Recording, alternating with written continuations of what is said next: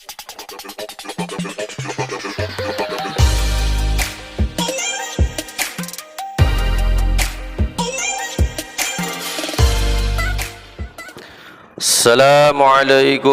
warahmatullahi wabarakatuh.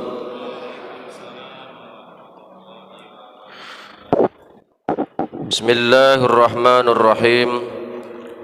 Alhamdulillahilladzi arsala rasulahu bil huda wa dinil haqq basyiran wa nadhiran wa da'iyan ila Allahi biiznihi wa sirajan munira. Asyhadu an la ilaha illallah wahdahu la syarika lah wa asyhadu anna Muhammadan abduhu wa rasuluh. Allahumma salli wa sallim ala sayyidina wa maulana Muhammadin wa ala alihi wa sahabatihi wa man tabi'ahum bi ihsanin ila yaumiddin, amma ba'd. Saudara-saudaraku, para jamaah ikhwan fillah yang berbahagia, alhamdulillah, marilah kita senantiasa bersyukur pada Allah Subhanahu wa taala. Kita semuanya masih diberi kesempatan oleh Allah untuk bisa hadir di tempat yang berkah ini, di tempat yang penuh rahmat ini.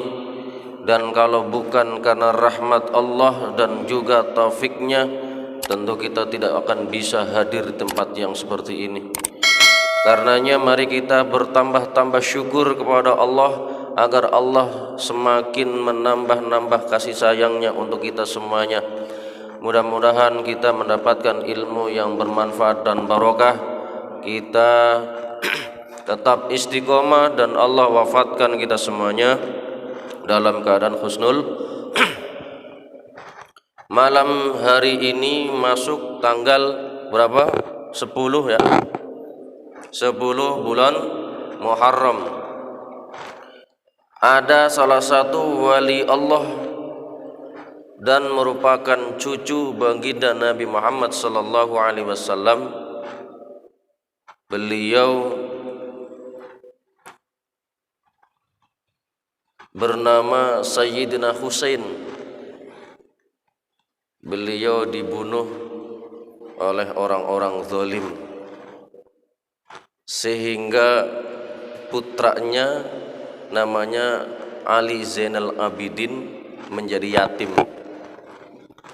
Karenanya kalau kita tanggal 10 biasa mengadakan apa? Kegiatan santunan yatim piatu. Sekaligus berpuasa pada hari Asyura tanggal 10 Muharram. Mengapa? Karena ketika Rasulullah sallallahu alaihi wasallam hijrah ke Madinah, beliau dapati pada tanggal 10 Muharram ternyata orang-orang Yahudi pada berpuasa, ya. Kemudian Rasulullah nanya kepada mereka, mengapa kalian berpuasa? Maka mereka mengatakan, hari itu kami diselamatkan oleh Allah, Nabi Musa diselamatkan oleh Allah dari kejaran Fir'aun laknatullah alaih, diselamatkan oleh Allah dari kejaran Fir'aun, sehingga saat itulah kemudian setelahnya kami berpuasa pada hari itu. Kemudian Rasulullah sallallahu alaihi wasallam mengatakan, kami lebih berhak untuk berpuasa pada hari itu daripada kalian. Para jamaah yang berbahagia, karenanya besok silahkan ya berpuasa. Berarti dua keutamaan hari Senin sekaligus tanggal 10 Muharram ya. Iya. Para jamaah yang berbahagia, ada banyak tantangan-tantangan dalam medan dakwah untuk menegakkan kalimat la ilaha illallah, untuk menegakkan, untuk mendakwahkan kalimat la ilaha illallah. Kalau kita mengkaji sejarah para nabi dan para rasul, mereka semuanya diperintahkan oleh Allah Subhanahu wa taala untuk berdakwah dengan kalimat la ilaha illallah. Wa ma arsalna min qablika min rasulin illa nuhi ilaihi annahu la ilaha illa ana fa'budun. Tidaklah kami utus seorang utusan pun, seorang rasul pun, seorang nabi pun dari sebelum engkau ya Muhammad, kecuali kami wahyukan kepada mereka bahwasanya tiada Tuhan kecuali aku, maka sembahlah aku. Para nabi dan rasul diperintahkan untuk berdakwah. Dakwahnya adalah kalimat la ilaha illallah, menyembah hanya kepada Allah. Agamanya adalah agama Islam. Maka tantangannya akan sangat luar biasa. Allah Subhanahu wa taala dalam surah Al-Baqarah ayat 87 berfirman, walaqad atayna Musal kitaba wa qaffayna min ba'dihi birrusul. Dan sungguh telah kami berikan kepada Nabi Musa Alkitab. Kitab apa namanya? Nabi Musa mendapatkan kitab namanya kitab Taurat. Wajib kita imani. Wa qaffayna min ba'dihi birrusul. Setelah Nabi Musa kami susulkan setelahnya dengan munculnya para nabi, para rasul diutus oleh Allah untuk dakwah dengan agama yang sama, dengan kalimat zikir yang sama. Wa atayna Isa ibn Maryam al-bayyinati wa ayyadnahu bi ruhil qudus. Dan kami berikan kepada Isa ibnu Maryam. Non muslim mengatakan Yesus, kita menyebutnya Isa. Isa ibnu Maryam, mereka menyebutnya Bunda Maria. Isa tidak disalib, Yesus tidak disalib, tapi diselamatkan oleh Allah. Kami berikan kepada beliau al-bayyinat, yaitu apa? Bukti-bukti nyata yang menunjukkan bahwa beliau adalah seorang nabi dan rasul. Mujizat nabi, banyak mujizatnya. Wa ayyadnahu biruhil qudus. Dan kami deking, kami perkuat, didukung, dideking oleh siapa namanya? Namanya Ruhul Kudus. Apa Roh Kudus? Siapa itu? Kalau orang dapat dekingan, Pak, itu artinya perjuangannya jadi semangat karena ada yang dukung, ada yang deking, ada yang backup gitu. Yang membackup Nabi Isa alaihissalam itu adalah siapa? Roh Kudus. Siapa Roh Kudus? Ruhul Kudus. Ruhul Kudus itu nama lain dari malaikat Jibril. Malaikat Jibril disebut pula Ar-Ruh. Tanazzalul malaikatu war-ruh. Para malaikat turun pada malam Lailatul Qadar. Juga Ar-Ruh, pemimpinnya yaitu malaikat Jibril. Kemudian Allah Subhanahu wa taala melanjutkan, afa kullama ja'akum rasulun bima la tahwa anfusukum istakbartum. Apakah setiap kali datang rasul-rasul Allah, nabi-nabi Allah datang untuk menyampaikan dakwah dengan kalimat la ilaha illallah, dengan ajaran-ajaran yang tidak sesuai dengan hawa nafsu kalian, istakbartum, kalian congkak, sombong, angkuh, iri, dengki, bermusuhan kepada mereka semuanya. Maka fafariqan kadzabtum wa fariqan taqtulun. Sebagian kalian dustakan, kalian musuhi, kalian benci, kalian anggap itu orang gila, kalian usir mereka, dan sebagian lagi kalian membunuh mereka.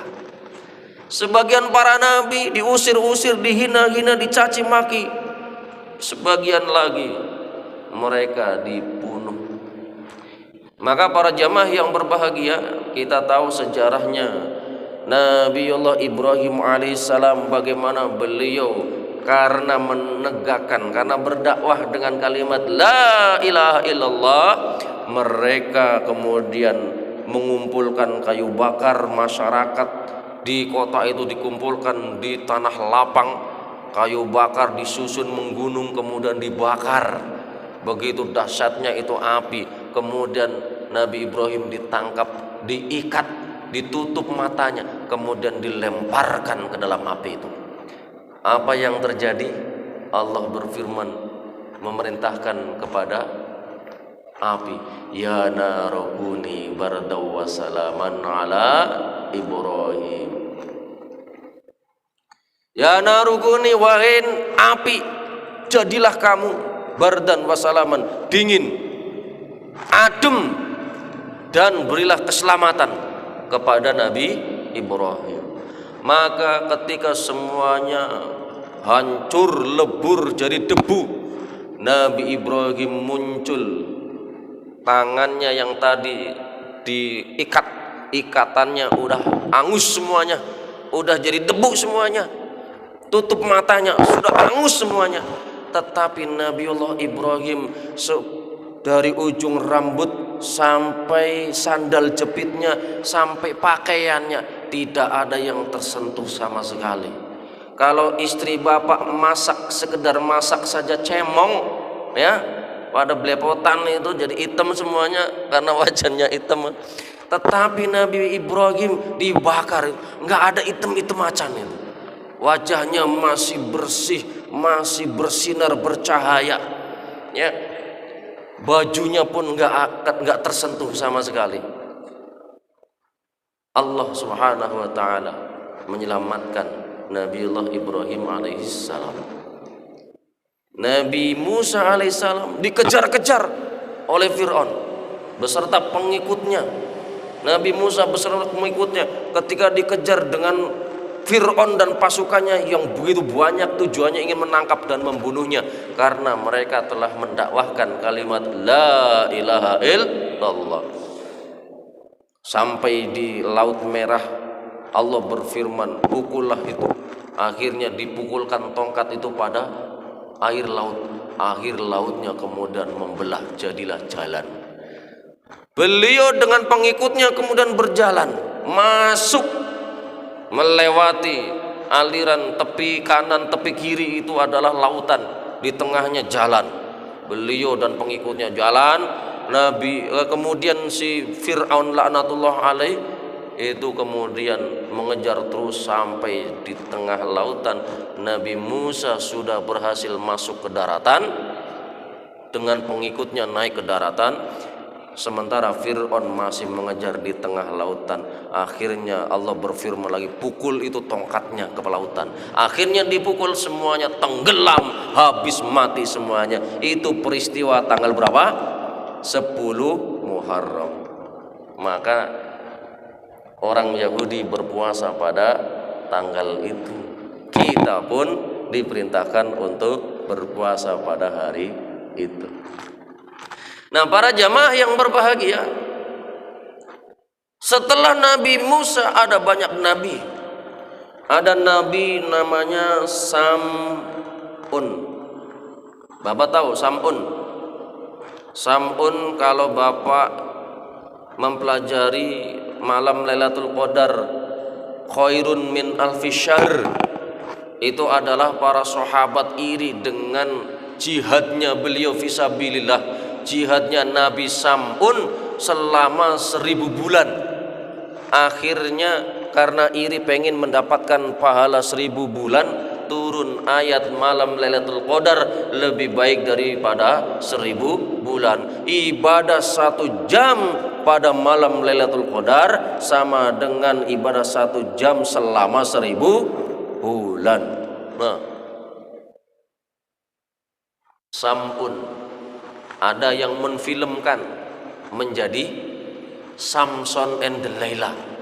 Ya, itu Pak, itu nabi, itu kisah nabi itu sebenarnya itu diangkat menjadi film. Nah kalau di Indonesia Samson Betawi, wah itu kocak aja itu humor-humor. Ya itu. Kemudian kalau Nabi Dawud, Nabi Sulaiman itu berhasil mendirikan kerajaan, sampai pada Nabi Sulaiman kerajaannya sungguh luar biasa dahsyatnya. Tapi Pak, setelah berikutnya ada Nabi Zakaria mengajarkan dakwah kalimat la ilaha illallah, memberikan nasihat pada penguasa zalim saat itu. Apa yang terjadi? Beliau dikejar, ya. Ini Nabi Isa Al-Masih pun begitu, dikejar-kejar, diuber-uber, diburu-buru, sampai tempat persembunyiannya kemudian bocor, ketahuan. Walamma ahassa Isa minhumul kufra qala man ansari ilallah. Ketika beliau merasakan betapa penolakan, betapa permusuhan dari orang-orang, dari kaumnya kepada beliau, kepada dakwah beliau. Beliau punya murid 12 orang. Beliau menyampaikan, siapa yang akan menolong agama Allah, berdakwah, melanjutkan perjuangan setelah saya tiada di sini. Kemudian mereka mengatakan, nahnu ansarullah, kami adalah ansarullah, amanna billahi washhad bi anna muslimun. Kami beriman kepada Allah dan saksikan bahwa kami adalah orang-orang muslim. Mereka adalah muslim. Setelah itu beliau mengatakan, saudara-saudaraku, siapa di antara kalian yang mau wajahnya diserupakan seperti wajah saya, dia akan ditangkap, kemudian dia berkorban atas nama saya. Nanti di akhirat dia akan bersama saya di surga, akan dekat dengan saya. Yang angkat tangan anak muda, itu murid setia itu. Murid anak muda semangat membela Nabi Isa Al-Masih. Jangan kamu, yang lain saja.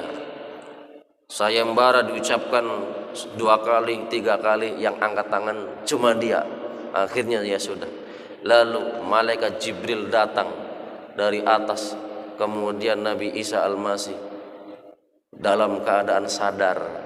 Dalam beberapa tafsir ada yang mengatakan beliau diangkat ke langit dalam keadaan sadar. Diangkat, kemudian wajah muridnya tadi diserupakan betul dengan wajahnya Nabi Isa. Akhirnya diuber-uber, digerebek, ditangkap, disalib.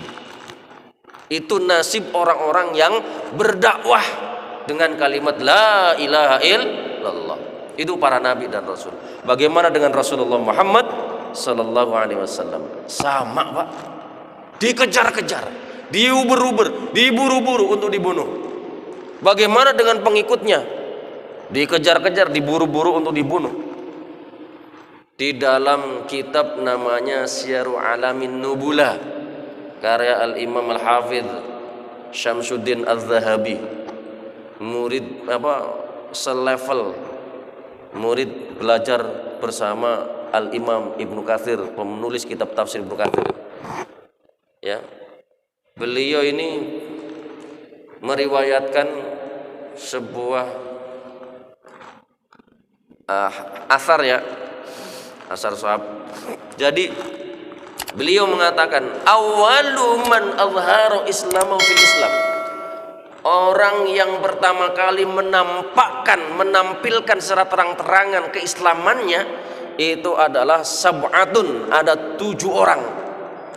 Yang pertama adalah Rasulullah Muhammad sallallahu alaihi wasallam menampakkan keislamannya. Otomatis beliau adalah orang yang berdakwah, diberi tugas oleh Allah Subhanahu wa taala untuk berdakwah. Dan beliau saat itu aman karena apa? Mendapatkan dekingan, dibela oleh siapa? Oleh pamannya. Namanya siapa? Abu Thalib. Abu Thalib paman beliau mengasuh dari kecil. Ketika dewasa kemudian menjadi nabi dan rasul, dibela, dakwanya dibela, dan beliau pun mengakui. Bahkan ada syair yang menyampaikan bahwa beliau mengatakan bahwa agama Nabi Muhammad adalah agama yang terbaik. Beliau mengakui kebenaran agama yang dibawa oleh Nabi Muhammad sallallahu alaihi wasallam.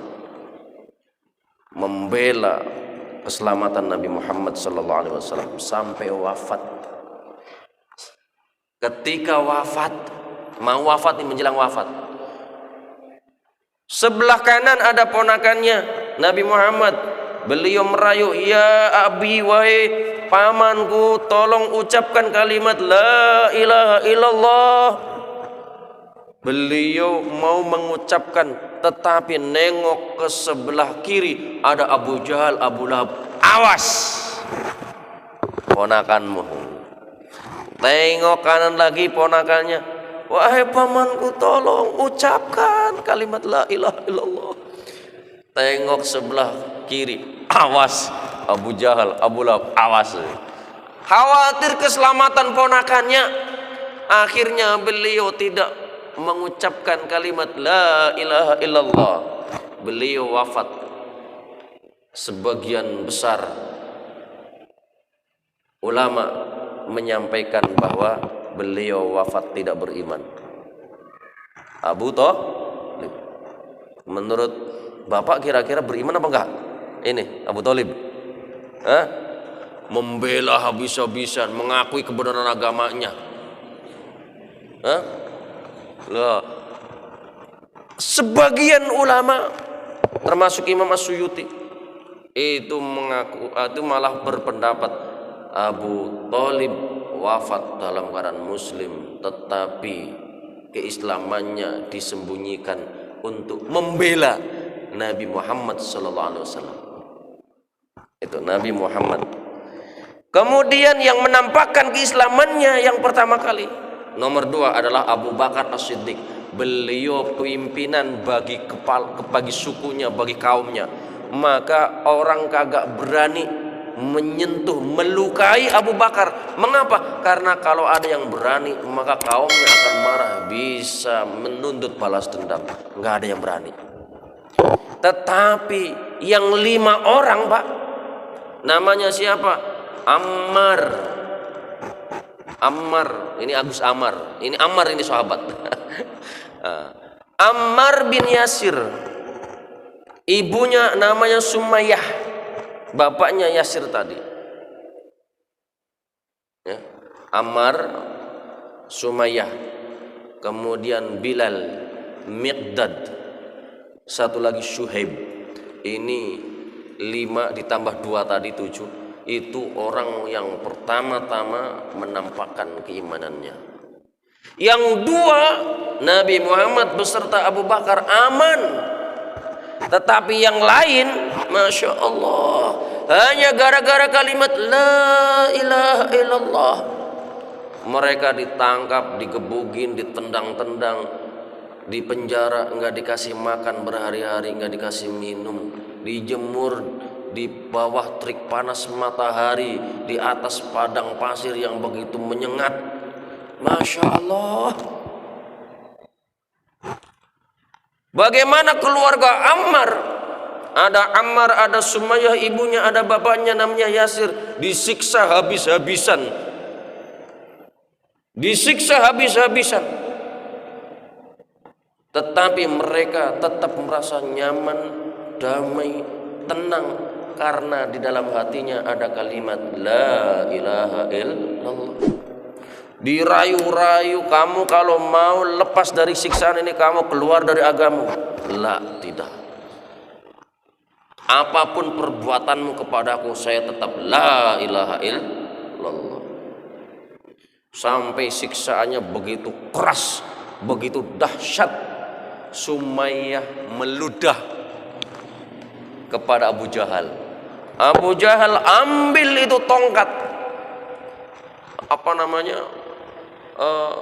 tombak, kemudian ditusukkan melalui kemaluannya, dari kemaluan bagian depan ditusuk, bush.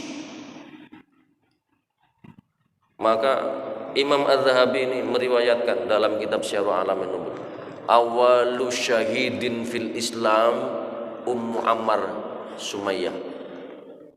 Orang yang pertama kali mati syahid mempertahankan ajaran agama Islam, membela agama Islam, itu adalah justru seorang perempuan, Pak.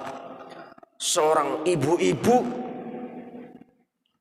namanya Sumayyah, ibunya Ammar, pertama kali mati syahid untuk membela agama Islam. Sementara suaminya disiksa, dua tangannya diikat dengan ontak dua, kakinya diikat dengan ontak yang lain dua. Kemudian kamu keluar dari agama Islam. La, tidak, tetap la ilaha illallah. Saking nggak sabarannya udah, akhirnya itu ontaknya dipukul bersama-sama. Namanya hewan dipukul mesti terbirit-birit. Lah ini dipukul berempat terbirit-birit, padahal diikat dengan kaki dua, diikat dengan dua tangan. Apa yang terjadi, Pak? Lari dengan membawa anggota tubuh masing-masing. Beliau wafat nomor 2 sebagai syahid di dalam sejarah agama Islam. Kemudian Ammar disiksa habis-habisan. Kamu kalau mau bebas dari siksaan ini, kamu ucapkan kalimat yang menunjukkan kamu keluar dari agama Islam. Akhirnya dia menyembunyikan keyakinannya, kemudian mengucapkan kata-kata yang sesuai dengan dia minta, Abu Jahal, Abu Lahab. Oke, ucapkan kalimat kekufuran, seakan-akan dia keluar dari Islam. Akhirnya bebas. Beliau ketika bebas sedihnya luar biasa. Waduh, saya sudah berdosa besar, sudah meninggalkan agama Islam, bagaimana ini? Padahal hati saya tetap iman. Akhirnya sampai ke Rasulullah turun ayat illa man ukriha wa qalbuhu mutmainnum bil iman, kecuali maka tidak dianggap itu kalimat oleh Allah, tidak dianggap dosa karena itu demi keselamatan jiwa. Maka ketika turun ayat itu, Ammar bin Yasir senang banget, alhamdulillah saya tetap muslim, tetap mukmin yang sebenarnya, alhamdulillah. Kita lihat bagaimana Bilal bin Rabah ditangkap, digebugin, ditonjokin, dipukul, ditendang habis-habisan, lalu dijemur di bawah terik panas matahari jam 1 siang kira-kira. Kemudian bukan cuma sekedar itu, ditimpakan dengan batu besar. Kemudian dia cuma mengucapkan satu kata, dan kata itu justru menambah kebencian kepada Bilal bin Rabah. Apa itu? Ahadun ahad, ahadun ahad. Kamu keluar dari agama Islam, maka saya bebaskan. Ahadun ahad, tambah mangkel, tambah marah. Pilih bahasa yang lain, jangan ahadun. Beliau mengatakan, seandainya ada kata yang lebih dibenci oleh kalian, saya akan ucapkan itu. Ahadun ahad itu kalimat singkat padat, tetapi menunjukkan makna la ilaha illallah. Allah itu esa, satu, tunggal, tiada duanya, tiada sekutu baginya, tidak bisa dibagi-bagi, hanya satu, tidak bertempat, tidak butuh pada tempat. Dia yang menciptakan segala sesuatu. Itu makna daripada ahadun ahad. Tambah mangkal, akhirnya tambah keras, Pak, siksaannya. Sahabat Abu Bakar As-Siddiq datang. Setelah datang, apa yang beliau lakukan? Saya bebaskan, saya mau beli ini, budak ini, berapa? Udah, kalau mau beli silahkan, bayar sekian. Oke, tanpa ditawar, Pak, tanpa ditawar. Emas segepok nih, silahkan ambil semuanya, bebaskan ini. Akhirnya dibebaskan, dilepaskan. Akhirnya sahabat Abu Bakar membebaskan, melepaskannya sebagai budak, jadi manusia merdeka. Ini para jamaah yang berbahagia, ketika Rasulullah melihat keluarga Ammar disiksa, Rasulullah kemudian mengatakan, ya ala Ammar abshiru fa inna masih mau'idakumul jannah. Wahai keluarga Ammar, berbahagialah, bergembiralah, karena sesungguhnya tempat yang Allah janjikan untuk kalian adalah surga. Rasulullah melihat mereka disiksa, sedih. Itu umat beliau menampakkan keimanannya, langsung disiksa habis-habisan sampai mati. Syahid yang pertama dalam sejarah Islam. Abu Bakar membebaskan sahabat Bilal. Sahabat Abu Bakar membebaskan orang yang disiksa hanya gara-gara kalimat la ilaha illallah. Itu bukan cuma Bilal, Pak. Ada 7 orang yang dibebaskan oleh sahabat Abu Bakar As-Siddiq, dibeli dengan harta beliau. Makanya kalau orang Islam kaya, Pak, orang Islam kaya, soleh, rajin, baik banget. Wah, harta kayanya itu buat kegiatan sosial itu luar biasa. Seneng kita melihat begitu. Ya, nah iya. Sahabat Abu Bakar membebaskan orang yang lemah masuk Islam, menampakkan keimanannya. Di antaranya ada Bilal, di antaranya lagi namanya Zunairah. Siapa namanya? Zunairah. Zunairah ini Masya Allah perempuan. Loh, perempuan gara-gara masuk Islam, gara-gara mengucapkan kalimat la ilaha illallah Muhammadur Rasulullah, ditangkap, digebukin, ditonjokin mukanya, ditusuk-tusuk mukanya sampai matanya rusak, nggak bisa melihat, Pak, buta. Akhirnya apa yang terjadi? Orang-orang musyrik tadi yang gebukin, yang nonjokin sampai matanya hancur, sampai matanya buta, rusak, nggak bisa melihat lagi. Mereka bilang, Lata Uzza telah membuatmu buta. Zunairah kemudian mendengarkan kata-kata kurang ajar itu. Beliau mengucapkan, kalla wallahi, tidak, demi Allah tidak. Malah justru Allah menurunkan keajaiban luar biasa. Karomah bagi seorang wali, diangkat menjadi wali karena keimanannya kepada Allah dan Rasulnya. Sampai disiksa dia tetap iman dan Islam, diangkat karomahnya oleh Allah, diberi karomah. Apa itu? Tiba-tiba Allah mengembalikan kedua matanya, bisa normal kembali, sehat kembali, bisa melihat kembali. Mengapa?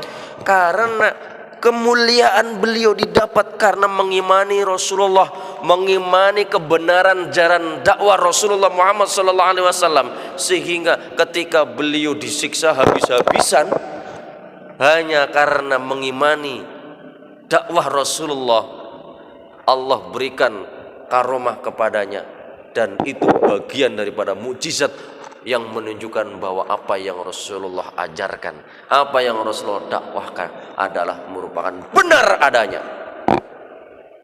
Allah kembalikan kedua matanya. Allahumma sholli ala Muhammad. Sahabat Abu Bakar, sahabat Umar bin Khattab, beliau masuk Islam, gak ada orang yang berani menentang beliau. Sampai ketika sahabat-sahabat pada hijrah dengan banyak yang sembunyi-sembunyi, tetapi beliau terang-terangan, Pak. Beliau ketika hijrah ke Madinah mau berangkat, beliau datang ke Ka'bah. Banyak orang-orang kafir musyrik yang begitu benci kepada Nabi Muhammad dan agama Islam. Beliau terang-terangan menyampaikan, siapa yang mau istrinya jadi janda, siapa yang mau anaknya jadi yatim piatu, ayo hadapi saya sekarang juga. Hari ini saya mau hijrah ke Madinah. Ada nggak yang berani? Nggak ada, Pak. Nggak ada yang berani itu. Wah, kabur semuanya. Oh, udah nggak ada yang berani. Sahabat Umar itu setan yang kabur itu. Setan kabur semua. Itu sahabat Umar. Nah, ketika Rasulullah hijrah ke Madinah, loh, beliau itu mau dibunuh. Ketika malam-malam tidur di rumah beliau, itu 10 orang algojo dari berbagai suku itu kompak bersama Abu Jahal, sambil keliling jagain itu rumah Nabi Muhammad, di dalamnya mau dibunuh. nengokin di kamarnya, masih tidur, masih ada di dalam. Iya, ntar dulu, waktunya ntar dulu. Abu Jahal bilang begini, Muhammad masa bilang ke saya bahwa kalau kita mengikuti Nabi Muhammad, ikut pada Muhammad, maka kita akan menjadi mulia, menjadi pemimpin-pemimpin bagi umat ini, menjadi pemimpin di wilayah-wilayah kita ini, dan matinya akan masuk surga. Tetapi kalau kita durhaka, kita menentang dia, kita semuanya akan mati binasa. Emang siapa dia? Nah, ketika itu Rasulullah dengar, kemudian Rasulullah membangunkan sahabat Ali, kamu tolong bangun, tidur di tempat saya. Akhirnya beliau bangun tidur di tempat Rasulullah. Kira-kira sahabat Ali tahu nggak mau dibunuh itu? Tahu juga. Udah jelas itu banyak bisik-bisik orang. Rasulullah juga dengar itu ucapan Abu Jahal itu. Tapi sahabat Ali tetap mau. Kira-kira takut nggak, Pak?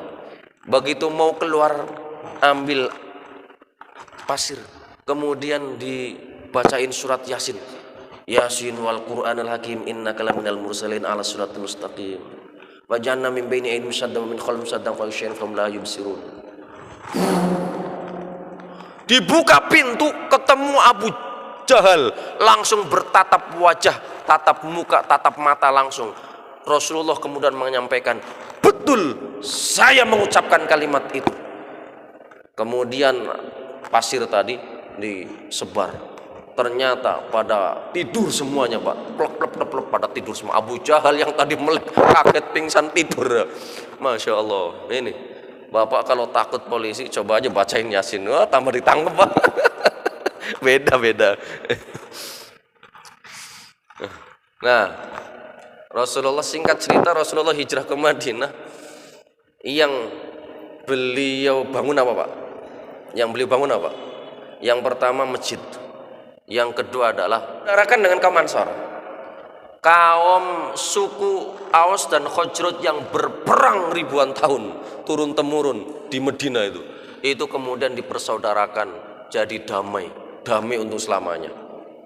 Nah, dengan persatuan dan kesatuan itulah maka Rasulullah berhasil mendirikan negara Madinah yang kuat, bahkan menaklukkan wilayah-wilayah sekitarnya, termasuk menaklukkan kota Mekah pada tahun 8 Hijriah, kota Taif dan sekitarnya, bahkan sempat mau berperang dengan tentara kerajaan Romawi.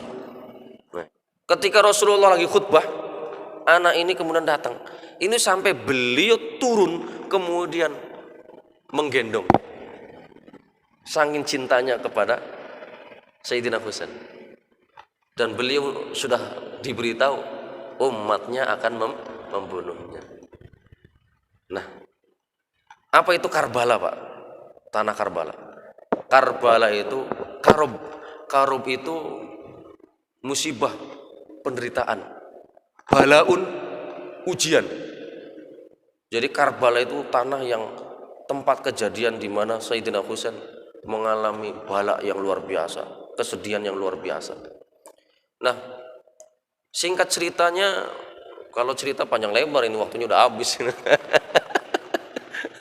Ya, intinya beginilah. Jadi